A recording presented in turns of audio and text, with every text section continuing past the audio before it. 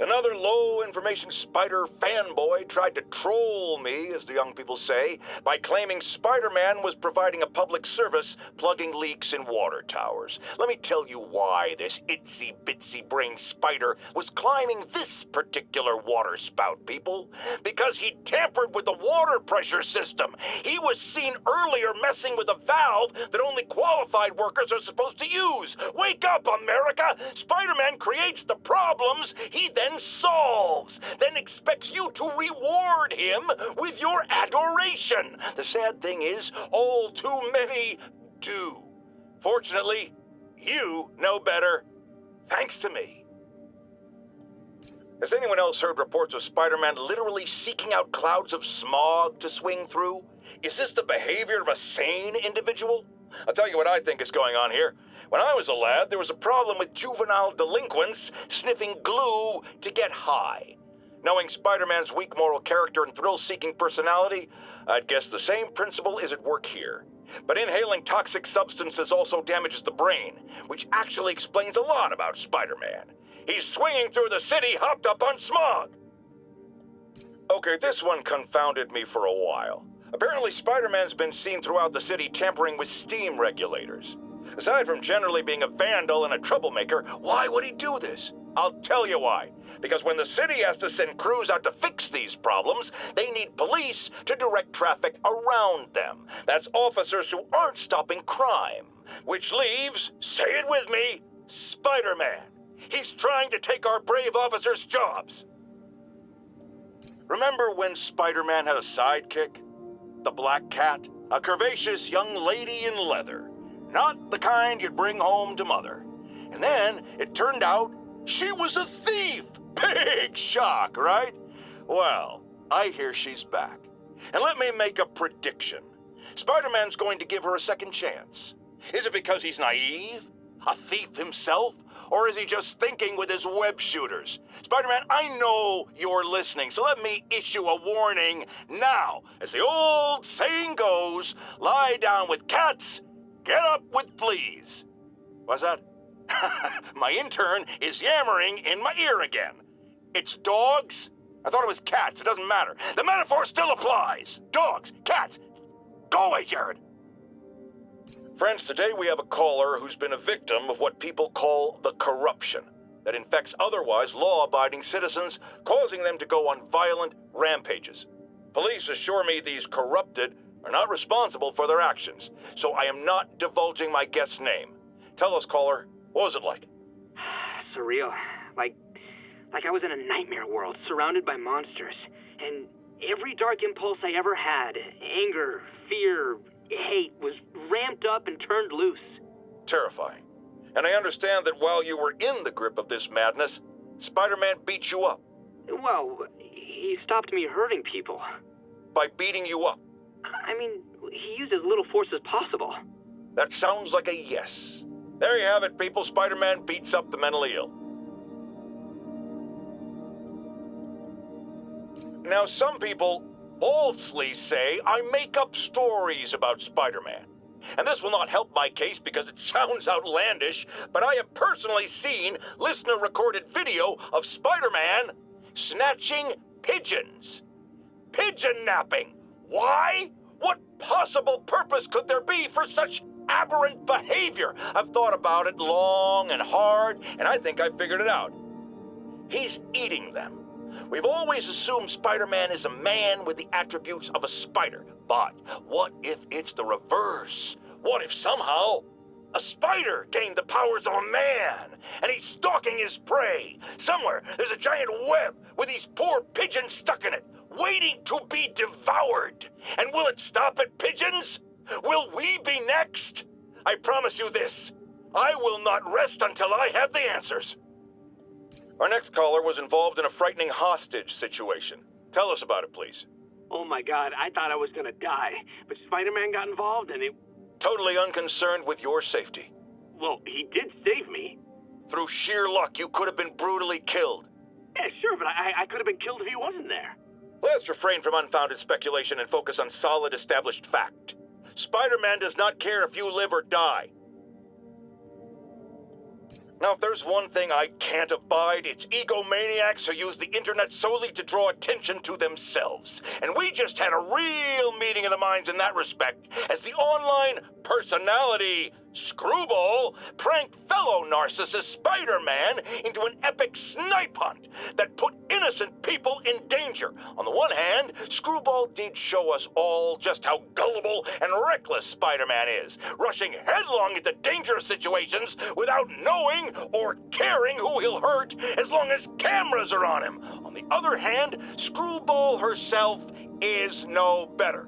Unlike me, she's not trying to expose wrongdoers like Spider-Man as a public service. She's just in it to promote herself, which I think is absolutely despicable. Now don't go away. Just the Facts with Jonah Jameson will be right back after this important message about how you can buy my book. Folks, you've heard me express grave concerns about the risk to civil liberties posed by the police department's crime system and their omnipresent towers. But at least the intention is to stop crimes. Now, recently, Spider-Man has been seen tampering with these very towers, and it's reasonable that my loyal listeners suspect he is disabling the towers so he can commit his unlawful misdeeds with impunity. But Spider-Man is not your ordinary run-of-the-mill menace. Oh, he's a 12th level Kung Fu master, 50 moves ahead menace, which is why I think he's actually hacking into these towers to spy on you and me. Your only defense? Listen to my show. All the time. If he's gonna spy on us, let him hear that we're on to him. By listening to me. Every waking moment. Longtime caller Officer Andrews is back with us. As always, thank you for your service to our fair city, officer. What's new? Mr. Jameson, you know I'm a fan, but I just saw Spider-Man in action. I worked with him to stop Wilson Fisk's men from stealing back their hard drives. And he's a stand-up guy. Now wait a second, my friend. I'm not questioning your word. I'm sure what you said happened. But have you considered that it was in Spider-Man's interest to help you? How so? He obviously had a long-standing feud with Fisk and wants him put away. That doesn't make him Mother Teresa. It just means he had a grudge. Look, I hear you, but why can't we give him the benefit of the doubt? Why? Because he hides behind that mask. You trained. You stand up with your badge and name tag on and you do your job every day. He runs and hides. If you cause the kind of damage he does, what would happen? I'd be doing paperwork until the day I retire. And probably riding a desk, too. And why, my dear friend, should you have to follow these rules and not him? You know, that's a damn good point. I knew you'd come around. Once again, a low-information member of Spider-Man's cult, fan club, wants to make him a saint. Sounds insane, but I always hear people out before passing judgment. Go ahead, caller. Yes, well, Spider-Man has been all over this city, stopping crimes, large and small, helping people, doing good. Wrong, wrong, wrong! I thought you were going to hear me out. I've heard enough. Rational arguments are clearly lost on you, madam, but there may be hope for others out there, so let me go over it again. It is not helping when a vigilante leaps into the middle of a crime scene or emergency situation with no training, expertise, or public identity. What if he injures someone? Who holds him accountable? The answer, my friends, is me.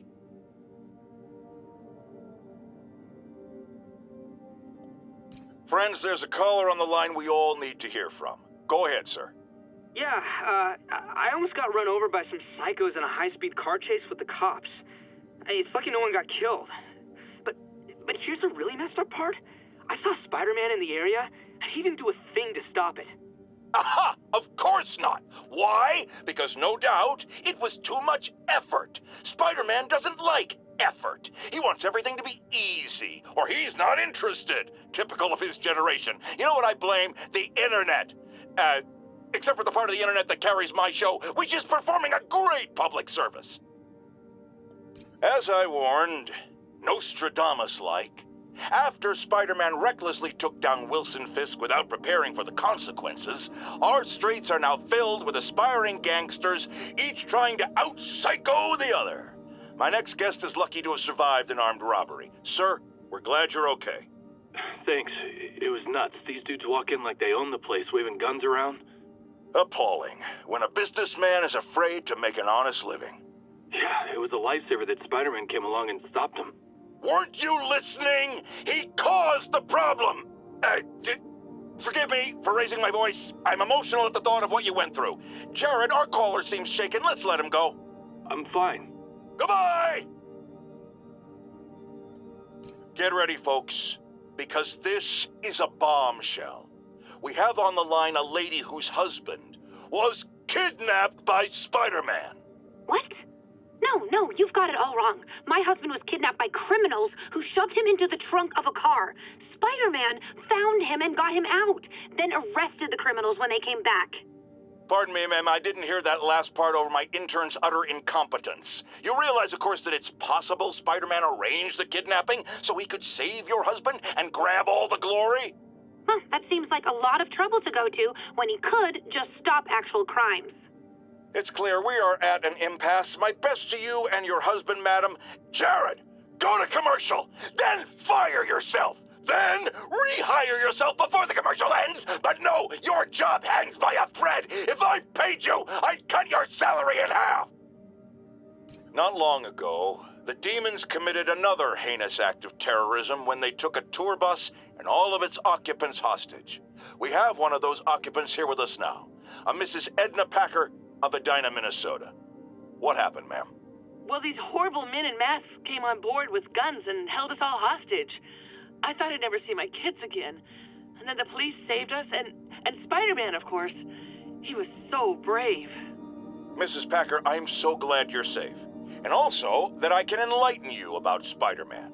You're from out of town, so you don't know what a menace he is. But he saved me and my husband. But look at the big picture. Do you have these kind of crimes in Edina? Oh, certainly not. And do you have Spider-Man in Edina? No. And that is not a coincidence. You're welcome, Mrs. Packer. I consider explaining these things a public service. Now, friends, you know I'm always open to differing points of view. So after a police officer called me out on social media for being too hard on Spider-Man, and it went viral and people just wouldn't shut up about it, I agreed to a debate. Officer, welcome. Thanks for having me. Yeah, so me and my guys went in a shootout with some desperate characters who had nothing to lose. I mean, they didn't care if we all lived or died. And somebody would have, trust me, if Spider-Man hadn't helped us. All right, fair enough. I'm not saying he never does anything good. I'm saying he causes more problems than he solves. You had to go to the academy, right? Be thoroughly trained? You have rules to follow? Sure, but he seems to know what he's doing, too. It worked out for the best this time. Next time, how do we know Spider-Man won't cause the deaths of all concerned? Well, he never has before, has he? I believe we'll just have to agree to disagree. Thank you for your service. Goodbye! Friends, you know about the Spider-Man-related breakout at Rikers Island. Where are those escapees going now? To your neighborhood! Our next caller witnessed it personally. Please, tell us. I was just coming back from the store when a swarm of guys in prison jumpsuits came out of nowhere, like a pack of wolves. Robbing, beating, looting. Lucky for us, Spider-Man took them down. Yes, well, you know how criminals are. Rival factions and all. He didn't want the competition. Competition? Spider-Man didn't steal anything. That you know of. Next caller! I've expressed my concern with Sable International's heavy-handed tactics. Our next caller witnessed them firsthand. Tell us what happened. A bunch of us were protesting Sable, standing up for our rights like you always say, and suddenly they just start beating on people and arresting us for no reason. This is always the risk of giving anyone too much power. They abuse it. Be aware that if you stand up to them, there may be consequences. It's up to you whether that's a risk worth taking. For me, clearly it is. The crazy thing was, Spider-Man set us free. Yes, well, that's what happens when the supposed authorities start breaking the law. Next to them, other lawbreakers don't seem so bad. Thanks for calling. We're out of time. People, I always thought Spider-Man was a few geese short of a gaggle, but this confirms it. As if that atrocious white spider wasn't enough, I've had repeated sightings of him in a new outfit. Some sort of punk rock-inspired thing that makes sane people want to tear out their eyeballs with a rusty spoon. Now, I was around for the birth of punk rock, and I did not care for it then. It's a flagrant declaration of disrespect for authority, and if Spider-Man is going down that route... Oh, no, I just had a terrifying thought. What if this isn't the Spider-Man we know, but some sort of metal mohawk-wearing copycat? What if there's more than one? Jared, go to break. I need to lie down. Folks, you know I'm not one to promote conspiracy theories. Except ones I think are worthy of further discussion, like this one. I've heard reports of Spider-Man hovering around radio towers. At first, I thought he was sabotaging them. But a far more alarming possibility came to mind. In his misguided delusion that he is protecting us, is he hacking into all our conversations?